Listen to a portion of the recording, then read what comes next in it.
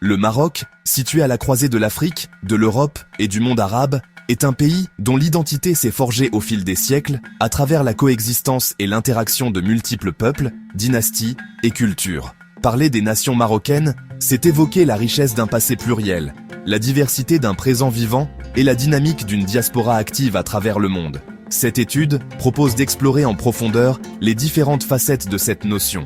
L'évolution historique des entités politiques marocaines, la mosaïque culturelle qui compose la nation, l'importance de la diaspora, le rôle du Maroc sur la scène internationale, ainsi que l'apport spécifique des civilisations romaines et juives à l'histoire du pays. Bien avant l'arrivée de l'islam, le territoire marocain est habité par des populations berbères ou amazighes, qui développent des royaumes puissants, comme les royaumes de Maurétanie. Le Maroc antique est également marqué par la présence de Phéniciens, de Carthaginois, puis de Romains. La présence romaine au Maroc commence officiellement en l'an 40 de notre ère, lorsque l'Empire romain annexe la Maurétanie tingitane. Avant même cette annexion, Rome avait déjà établi des liens commerciaux et politiques avec les royaumes amaziques locaux, notamment sous le règne du roi Juba II. Les Romains fondent ou investissent plusieurs cités majeures, telles que Volubilis, Lixus, Tanger, Banazza et Zilil, qui deviennent des centres administratifs, économiques et culturels. Volubilis, en particulier, demeure le site archéologique romain le plus emblématique du Maroc, illustrant la romanisation de certaines élites locales et le développement d'une agriculture prospère tournée vers l'exportation. Cependant, la romanisation du Maroc reste limitée géographiquement. Elle concerne surtout le nord et le couloir atlantique, tandis que l'intérieur et le sud du pays restent largement autonomes et sous contrôle berbère. La domination romaine prend fin progressivement à partir du 5e siècle, avec l'arrivée des Vandales, puis des Byzantins, avant l'islamisation du pays au 7e siècle. La première dynastie musulmane du Maroc fut fondée par Idriss Ier, un descendant du prophète Muhammad, réfugié au Maghreb après les troubles de l'Orient. Installé à Volubilis, Idriss Ier posa les premières pierres d'un État marocain indépendant, distinct du califat abbasside. Sous son fils Idriss II, la ville de Fès fut fondée et devint un centre religieux et culturel majeur.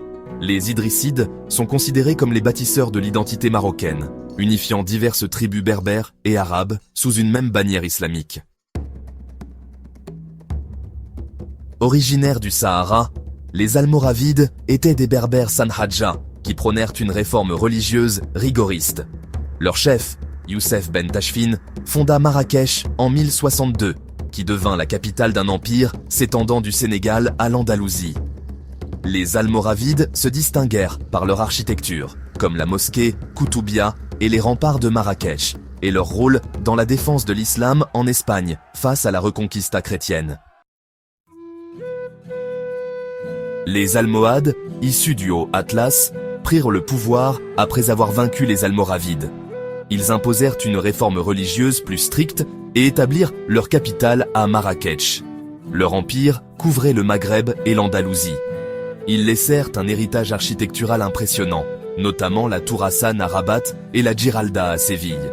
Leur déclin fut causé par des divisions internes et la pression des royaumes chrétiens d'Espagne.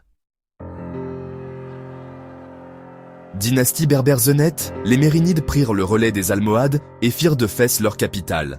Ils encouragèrent les arts, les sciences et l'urbanisme, comme en témoignent les médersas de Fès et la nécropole de Chella à Rabat. Leur règne fut marqué par des conflits internes et des interventions étrangères, notamment portugaises et espagnoles sur les côtes atlantiques. Les Saadiens, d'origine chérifienne, descendants du prophète, émergèrent dans le sud du Maroc et s'illustrèrent par leur lutte contre les Portugais et la victoire de la bataille des Trois Rois, Ksar el-Kébir, en 1578. Leur règne fut également marqué par la conquête de Tombouctou et le développement du commerce transsaharien.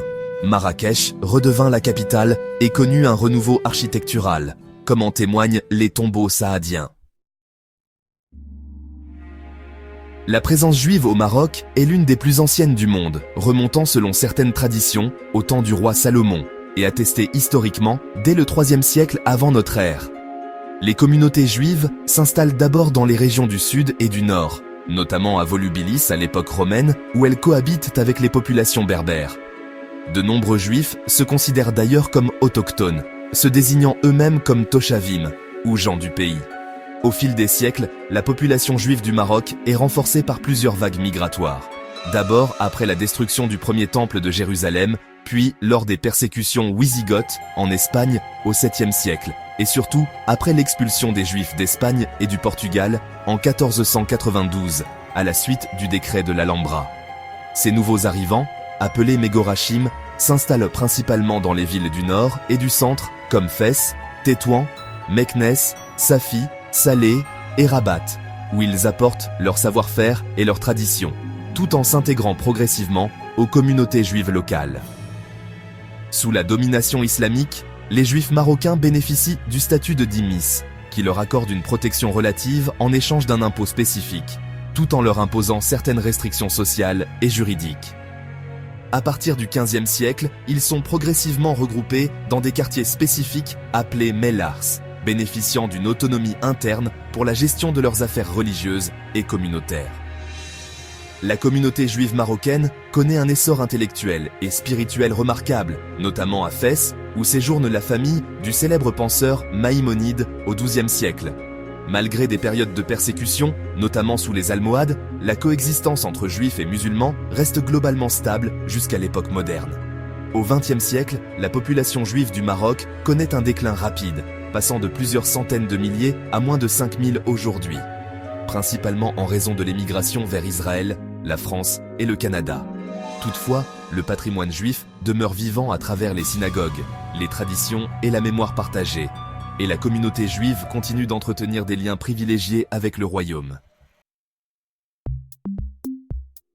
La Constitution marocaine de 2011 reconnaît explicitement la pluralité de l'identité nationale, forgée par la convergence de plusieurs affluents, amazighs ou berbères, la langue et culture autochtone présentes dans toutes les régions du Maroc, avec des variantes comme Rifen, Chleu et Tamazight central.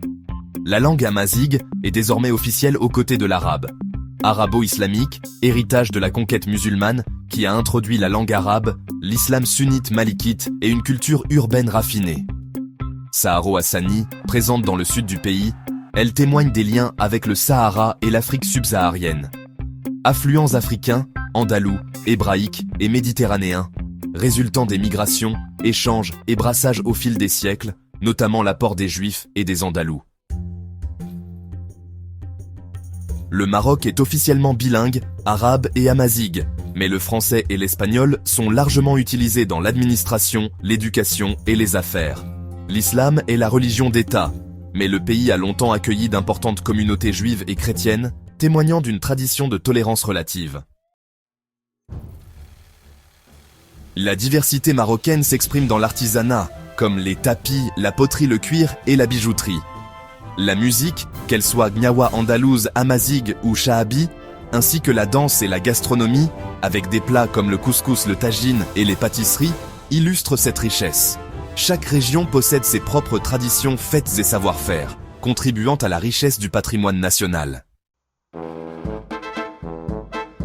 L'émigration marocaine a commencé dès le début du XXe siècle, d'abord vers la France, la Belgique, les Pays-Bas et l'Espagne, puis vers l'Italie, l'Allemagne, le Canada et les États-Unis. Aujourd'hui, on estime à plus de 5 millions le nombre de Marocains résidant à l'étranger, soit près de 15% de la population totale. La diaspora joue un rôle crucial dans l'économie nationale, notamment grâce au transfert de fonds, plus de 10 milliards de dollars par an, à l'investissement et à la création d'entreprises. Elle contribue aussi à la diffusion de la culture marocaine et au rayonnement du pays à l'international. Le Maroc a mis en place des politiques spécifiques pour soutenir sa diaspora. Le Conseil de la communauté marocaine à l'étranger, ou CCME, est une institution consultative chargée de défendre les droits et intérêts des Marocains du monde. Le ministère délégué chargé des Marocains résidant à l'étranger coordonne les politiques publiques en faveur de la diaspora. De plus, des programmes de soutien à l'investissement, à l'éducation et à la culture encouragent le retour, l'entrepreneuriat et la préservation de l'identité culturelle. La diaspora fait face à des défis d'intégration, de discrimination et de préservation de l'identité, notamment pour les jeunes générations. le Maroc cherche à renforcer les liens avec ses ressortissants à l'étranger à travers l'enseignement de la langue arabe et amazighe et la promotion de la culture marocaine.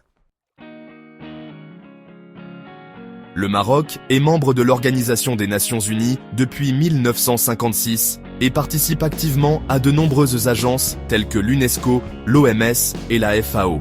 Il est aussi membre de l'Union africaine, de la Ligue arabe, de l'Organisation de la coopération islamique et de la francophonie. La diplomatie marocaine est marquée par une politique d'ouverture, de dialogue et de médiation, notamment en Afrique et au Moyen-Orient. Le Maroc joue un rôle de médiateur dans plusieurs conflits régionaux et s'investit dans la coopération sud-sud, en particulier avec les pays africains. Le Maroc fait face à de nombreux défis: développement économique, lutte contre la pauvreté et les inégalités, gestion des ressources naturelles, adaptation au changement climatique, promotion des droits humains, consolidation de la démocratie. La diversité et la cohésion nationale sont des atouts majeurs pour relever ces défis.